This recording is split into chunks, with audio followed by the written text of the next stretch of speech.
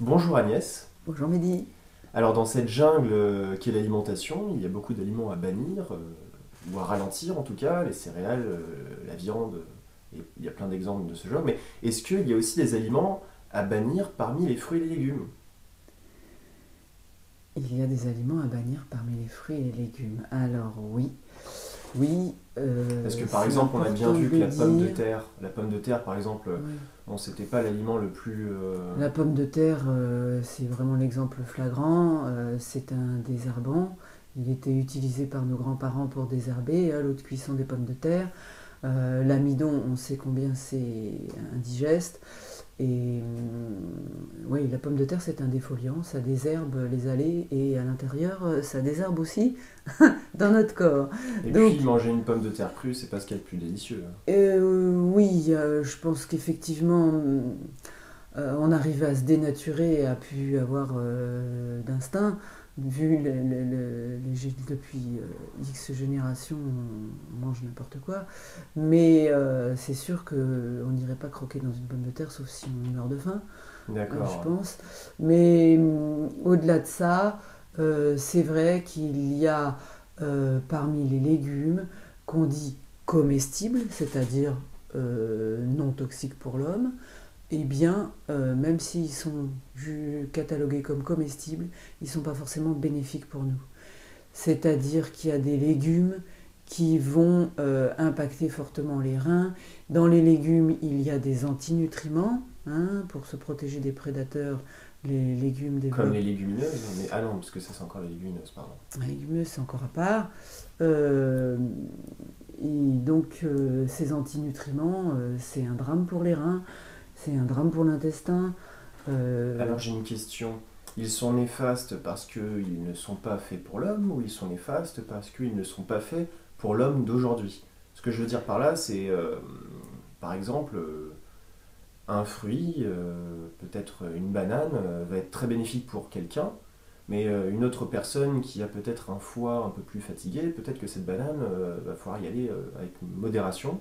Alors est-ce que ces légumes que tu as cités et qu'on va en citer davantage, est-ce que c'est néfaste pour l'homme ou est-ce que c'est néfaste pour le terrain de la personne? alors ça dépend.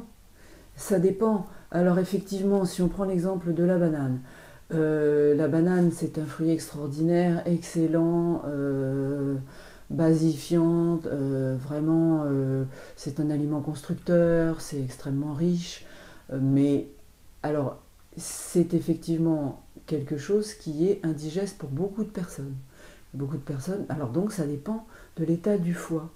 Hein, je dirais que la banane, c'est un peu un bâton, c'est-à-dire que si on peut s'appuyer dessus quand on a le foie en bonne santé, parce qu'effectivement, voilà, c'est quelque chose qui va nous soutenir dans l'effort, dans la croissance, donc c'est vraiment un aliment constructeur. Mais si on a le foie chargé, en toxémie, et le foie en peine, le foie fatigué, dans ces cas-là, c'est le coup de bâton. C'est-à-dire qu'on on la mange, mais comme on n'arrive pas à la digérer, ça va peser lourd. Ça va peser lourd, et on dit souvent que la banane est lourde à digérer. Et elle n'est pas lourde à digérer si on a un foie en bonne santé. Mais si on a le foie qui peine, effectivement, eh ben, ce sont des gens qui vous disent: ah ben moi je ne peux pas manger de banane parce que ça me remonte toute la journée. D'accord, Donc très voilà. intéressant. Donc, Et c'est le cas pour beaucoup d'aliments. d'accord. Et est-ce que du coup, on pourrait faire un tour des aliments néfastes pour notre corps, et puis dans une deuxième partie, faire un tour des aliments qu'il faut manger avec modération selon son terrain? Oui. Par exemple, les Alors, par aliments, bah, exemple, la pomme de comme terre, la c'est... banane, pour rester dans le même truc, il y a les noix. Les noix, l'huile de noix, c'est déjà ne pas consommer jamais d'huile de noix. L'huile séparée de son support, c'est encore pire. Euh, C'est trop concentré. oui, les nutriments sont faits pour être, ne sont assimilables qu'avec leur contexte. Si on sépare, on extrait l'huile de la noix, on extrait la partie la plus indigeste et on la prive de tout ce qui permet la digestion. C'est-à-dire que ce sont les enzymes et les vitamines qui permettent d'assimiler les corps gras et les acides, hein, comme le citron. D'ailleurs, c'est pas pour rien qu'on fait huile d'olive citron. C'est parce que le citron est la chose qui va favoriser l'assimilation des lipides. Donc, si on enlève l'huile de l'avocat, de l'huile de la noix, l'huile de l'amande, etc., on peut se la mettre sur la peau parce que la peau a la capacité d'assimiler l'huile, mais au niveau de la vésicule, nous, ça va être très difficile, d'autant plus difficile qu'on a une vésicule en mauvaise santé, etc. Donc je dirais que pour des noix, il faudrait, suivant les personnes, 3 ou 4 ans de détox avant de pouvoir manger des noix. Pour que le foie puisse... Pour que ça ne fiche pas un coup au foie. D'accord. Et qu'on en retire, parce que si on ne la digère pas, on ne l'assimile pas, donc on n'en retire rien, donc on se fatigue pour rien. D'accord. Et par exemple, Donc, vaut mieux jeter. les amandes, les noisettes, sont dans le même Les cas? amandes, aucun souci, les noisettes, aucun souci. C'est des Alors, aliments plus faciles à digérer. Ce sont des aliments, oui et non. C'est-à-dire que pareil, au début, il y a des gens qui ne vont pas les digérer, ils vont être obligés de les faire tremper. Il faut savoir que si on associe des amandes et des noisettes mixées dans un smoothie, grâce aux acides présents dans le smoothie, si on fait un smoothie clémentine, banane et qu'on met de la poudre d'amande, on va avoir aucun souci. Ni avec les phytates, ni avec les lipides dans les amandes et les noisettes. Comme le citron, vu que la clémentine est un agrume, voilà, va aider l'assimilation des lipides. Ça va être extrêmement digeste parce que c'est associé. C'est pour ça que, moi je travaille avec les associations bénéfiques. Donc, au contraire des instinctos qui sont dans la dissociation et dans le ressenti de ce que fait un aliment tout seul ou un autre. Mais ces aliments qu'on peut sentir comme néfastes, on peut les rendre complètement assimilables et digestes par les associations judicieuses. Certaines combinaisons, voilà, des combinaisons intelligentes, complémentaires. Exactement. D'accord. Du coup, pour rester dans les fruits, est-ce qu'il y a certains fruits, parce qu'on a l'habitude de penser que tous les fruits sont nos amis, certaines personnes disent que l'homme est frugivore, puis un fruit c'est sucré, c'est appétissant, on aime les prendre à la croque. Il y a des fruits qui sont très très grasses grâce au sucre. C'est-à-dire que, par exemple, des prunes, les prunes, les reines Claude sont extrêmement sucrées et on en mangerait des tonnes. Mais la prune est acidifiante. Le kiwi est acidifiant. En plus, le kiwi est vibratoirement, il vibre au niveau des céréales. Mais est-ce que ce serait pour ça qu'après avoir mangé beaucoup de prunes, on va à la selle? Voilà, ça détraque l'intestin. D'accord. Prunes, cerises, on peut détraquer l'intestin. Sauf certaines prunes. Alors, vous avez les quetch qui sont parmi les moins acides des prunes et qu'on peut consommer sans problème. Mais c'est parce que nous n'arrivons pas à les digérer ou c'est parce que le corps essaie de s'en débarrasser parce qu'ils sont néfastes? Alors, oui, c'est parce qu'il y a trop d'acide, donc ça fiche en l'air l'intestin. Mais le citron est très acide, lui. Pourquoi le citron, il est acide au goût, mais il n'est pas acide dans le corps. Il faut vraiment faire une différence. Il y a aussi que suivant l'état du corps, on peut transformer certains aliments qui deviennent acides quand on les prend, parce qu'effectivement, c'est l'alchimie qui se passe dans notre organisme, la chimie qui se passe dans notre organisme, qui va faire que cet aliment-là va devenir acidifiant ou non.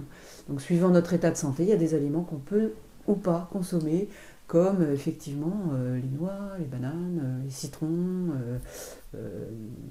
Mais par contre, les prunes... Mais en les associant, alors attention, oui, il y a ceux qu'on peut associer et ceux qu'on ne peut pas. Mais les prunes, c'est parce que l'aliment est trop néfaste pour nous ou c'est parce que actuellement nous n'avons pas la faculté... nous n'avons pas la capacité digestive. Là, j'ai pas la prétention d'avoir la réponse. D'accord, mais pour le moment, en tout cas, ça pose des problèmes. Voilà, pour l'instant, c'est clair qu'on peut vraiment se rendre très malade en faisant. Mais de toute façon, on le vit au quotidien. Une ventrée de prunes. Il y a d'autres fruits comme ça qui nous font aller à la selle rapidement, comme les cerises. Les cerises, pareil que les prunes. Les cerises, pareil que les prunes. Alors, c'est très agréable au goût, c'est très agréable à manger. On pourrait vite en manger beaucoup. Voilà. C'est dangereux. Alors éviter alors, d'autant plus si on est à jeun. Donc si on mange une poignée de cerises à la fin du repas, ça va passer. Parce qu'il y a tout le reste qui est là avant. Mais encore que les sucres qui s'assimilent vite, si on a mangé des graisses avant, c'est pas bon, ça va fermenter, ça va... Bon. Mais Et la cerise dans un jus mélangé avec d'autres fruits, c'est non, toujours pas bon. la cerise n'est pas faite pour mettre en jus. Alors déjà, il faudrait retirer les noyaux et passer un temps fou. D'accord. Non, non, la cerise, À éviter. c'est à éviter. Là, si on veut se fiche en l'air le biote intestinal, du jus de cerise, il n'y a rien de tel. D'accord. Mais le jus d'épinard, pareil. Donc là, on switch sur les légumes. Et avant de passer sur les légumes, est-ce qu'il y aurait des fruits comme ça, d'autres exemples Oh, parce que, j'ai pas tout en tête, hein, mais parce que le raisin, par exemple.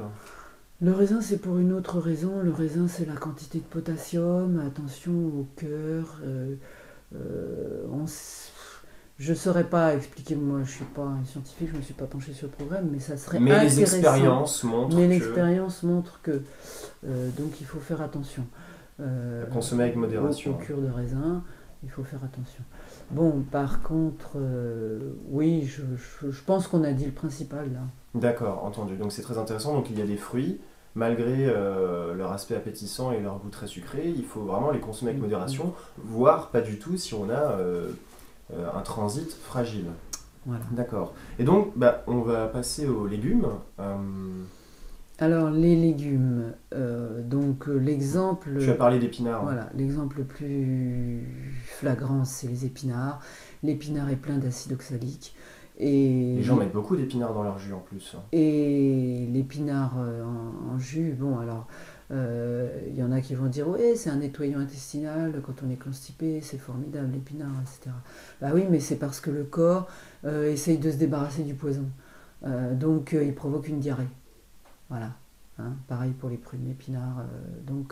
Après, bah, le biote est complètement, l'intestin est complètement acidifié. D'accord. Donc c'est pas, non, c'est pas bon.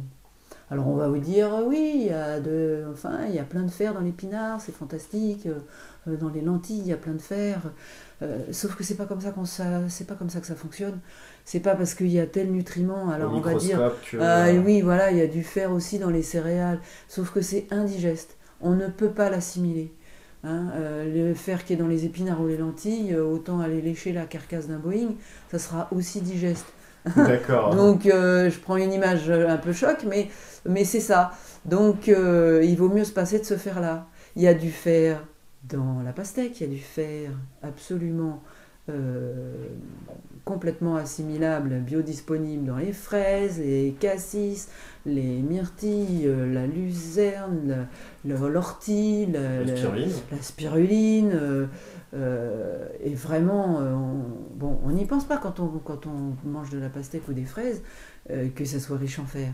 Dans le basilic, dans le cerfeuil, D'accord. basilic extrêmement riche en fer. Donc, basilic dans les jus, basilic dans les salades, c'est extrêmement bénéfique. Et ça n'a pas les effets négatifs et délétères De l'épinard. de l'épinard ou des lentilles, qui sont des protéines à chaîne longue, que l'organisme doit dépenser une énergie folle pour redécouper ces protéines et qu'elles soient assimilables. En plus, les lentilles, déjà, il faudrait les faire germer avant de les consommer. Et puis jeter l'eau.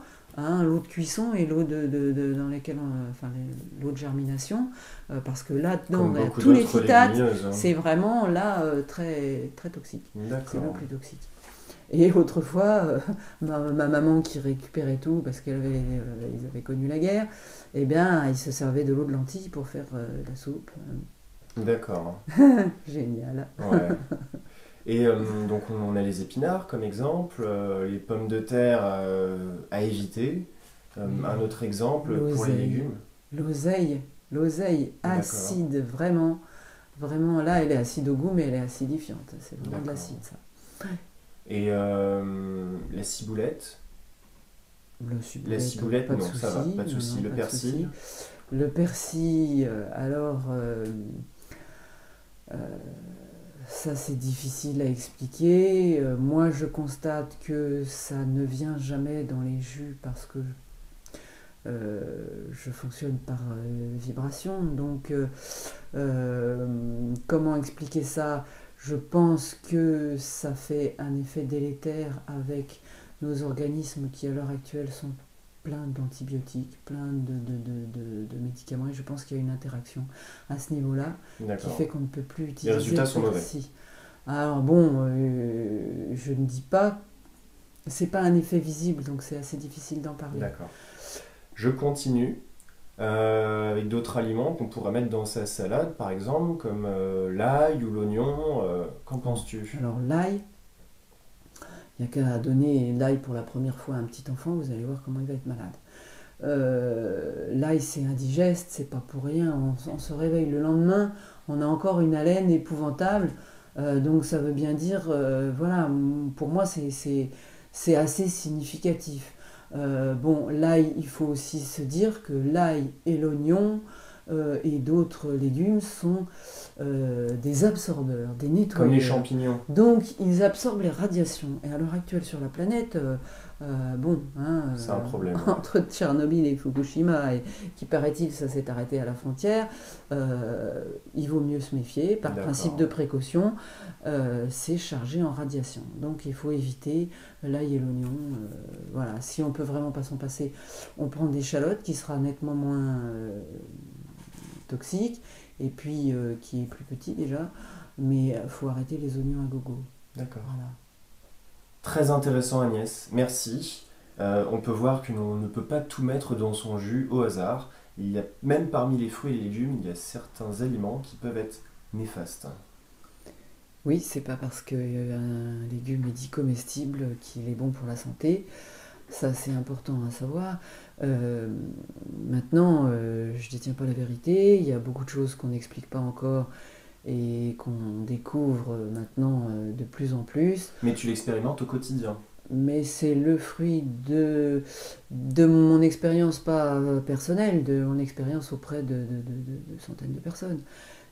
Voilà. D'accord. Entendu. Merci beaucoup. Eh bien, écoute, j'espère que ça va profiter à beaucoup de personnes. Merci. Au revoir. Merci à toi, Mehdi.